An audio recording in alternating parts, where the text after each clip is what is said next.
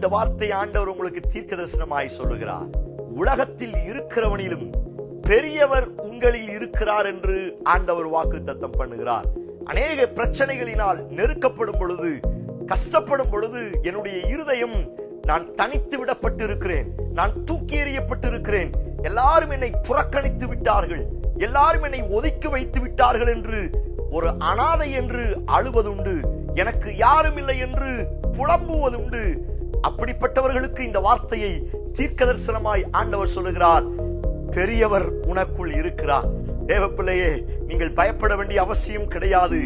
அவனிலும் பெரியவர் உங்களுக்குள் இருக்கிறார். உங்கள் பிரச்சனையை காட்டிலும், வியாதியை காட்டிலும், தோல்வியை காட்டிலும், ஏமாற்றத்தை காட்டிலும், மந்திரவாதம், பில்லி சூனியம், சத்தனுடைய சகல கிரியைகளை காட்டிலும் பெரியவராயிருக்கிற இயேசு உங்களுக்குள் இருக்கிறார்.